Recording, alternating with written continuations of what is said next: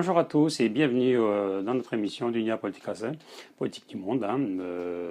Donc aujourd'hui, le sujet du jour, c'est le système américain et le système américain pour gouverner le monde. C'est ça que j'avais envie de vous montrer un petit peu, la façon dont les États-Unis ont l'hégémonie américaine sur le monde et de quelle manière ils utilisent les trois pouvoirs, les trois forces qu'ils ont entre les mains, à savoir le dollar, le boycott au cas où ça se passe mal, et les coups d'État. Bien sûr, si ça ne marche pas, ils envahissent le pays, ils occupent le terrain. Voilà de quelle manière un petit peu on utilise, les États-Unis utilisent ces armes-là pour arriver à leur fin et à faire en sorte que les pays soient toujours dans leur hégémonie. Voilà. Donc, vous avez avec ce système-là des pays comme le Venezuela, la Russie ou l'Iran, et notamment la Turquie ces derniers temps, qui sont dans cette phase punitive, si on peut dire ça comme ça, et on se retrouve donc avec des applications de cet ordre, notamment le Venezuela, où c'est un pays très riche, donc ils ont du pétrole, et ils sont quatrième producteur mondial, et deuxième ou troisième dans l'OPAP. Donc voilà la puissance du Venezuela. Et malgré ça, le bolivar est 1 dollar équivalent de 80 bolivars. Voilà, donc c'est vous expliquer un petit peu quand vous êtes riche, mais il y a quand même des soucis et tout ça. Bon, ce que je vous explique, c'est parce que on utilise le dollar, on utilise toute cette méthode pour pouvoir vous mettre à genoux. Et on continue avec l'Iran. L'Iran, quatrième producteur de pétrole dans le monde, avec une richesse quasi pareille que le Venezuela. Et encore une fois, on arrive à avoir le même cas de figure, puisque vous avez le tumen qui est de 1 dollar à 120 tumens, qui est la monnaie locale. Derrière ça, la Russie, deuxième producteur mondial entre le gaz, le pétrole et le fer. C'est un pays très riche en minerais aussi, et malgré ça, on se retrouve 1 dollar, 70 roubles, l'équivalent de 70 roubles. Tout ça, encore une fois, c'est pour démontrer un petit peu la puissance qu'utilisent les États-Unis pour mettre à mal ces pays-là qui sont d'origine, de manière logique, riche, puisqu'ils ont les sous-sols gorgés de pétrole et de minerais. Donc normalement, il ne devrait pas avoir de crise, il ne devrait pas avoir de problème dans ces pays-là, en tout cas financièrement parlant. Donc les États-Unis utilisent, comme je vous disais, dans le monde, ce n'est pas fini, parce que vous avez tous les produits, donc le pétrole, à savoir les consommations de masse, le pétrole, la santé, les médicaments, la défense, les armements, qui sont libellés et obligés d'être libellés en dollars, ce qui donne encore une puissance à ce pays-là.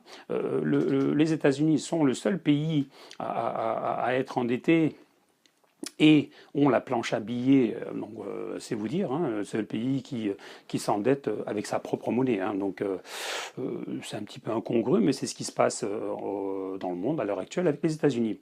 Donc pour vous faire court, c'est comme si que vous jouiez un match de football. Exemple, je vous prends deux pays au hasard, l'Allemagne et la Russie, mettons, et vous avez un arbitre, donc le gagnant gagne, le perdant perd, donc voilà, et là il n'y a pas de souci. Seulement, avec les États-Unis, ça ne se passe pas comme ça. C'est-à-dire que, imaginez-vous que l'arbitre, c'est le dollar. Comme les relations tout à l'heure avec l'Allemagne et la Russie, le dollar vous donne la ligne de conduite, puisque c'est une monnaie de référence. Mais quand vous jouez un match contre les États-Unis, le dollar, en fait, c'est l'arbitre. Donc, c'est comme si que l'Amérique jouait, mais avec l'arbitre dans son camp, et que c'est lui qui fait les lois, c'est lui qui décide de qui va gagner. Donc, vous pouvez jamais gagner si vous jouez contre les États-Unis. C'est ce qui se passe dans le monde avec l'hégémonie du dollar. Voilà, donc comme je vous disais, ils ont trois armes, le boycott, le dollar et les coups d'État et tout ce qui est envahir tel ou tel pays si ça ne correspond pas à ce qu'ils veulent. Donc, dans cette façon de faire, comme je vous disais, donc je vous ai cité Venezuela, Russie, Iran, qui font les frais de cette politique. Et j'ai un dernier pays où j'avais envie qui ne change pas, hein, qui est dans la même lignée que ces trois pays-là, la Turquie, qui à l'heure actuelle est en train d'avoir une confrontation directe avec l'oncle Sam, hein, avec Trump, la politique de Trump, qui est justement, ils appliquent la même méthode, l'embargo.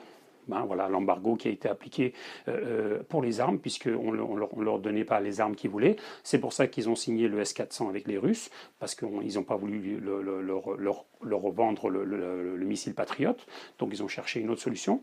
Il y avait au préalable des missiles qui avaient été signés avec la Chine, qui n'a pas été fait, puisque sous pression vis-à-vis du fait que la Turquie est dans l'OTAN et donc est un allié, n'a pas cherché de confrontation à cette époque-là, donc a annulé le contrat signé avec les Chinois. Bon, du coup, avec le coup d'État qu'il y a eu juste derrière, ils ont dû se réveiller, et là, ils ont signé avec les Russes le S-400. Donc, je vous disais l'embargo, puis après le coup d'État, en 2015, et maintenant on se retrouve avec le dollar, donc l'économie, hein, qui est mise à mal. Donc les trois forces ont été utilisées contre la Turquie, ce que je vous disais dès le début, et on voit très bien que à l'heure actuelle, la Turquie se démène pour trouver des solutions, notamment en n'utilisant pas le dollar américain comme monnaie de change. Hein.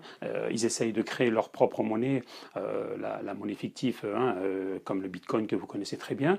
Il y aura la Turkish Coin, le Venezuela aussi est en train de faire sa propre monnaie, la crypto-monnaie, tout ça pour éviter justement que les États-Unis n'aient trop de force, n'aient trop de pouvoir dans les mains. Donc on essaie de retirer le dollar, et c'est pour ça qu'à l'heure actuelle, on se retrouve avec une Amérique qui est en train de perdre de vitesse et perte de contrôle de ses alliés, et du coup, bon, ils essaient de se réveiller.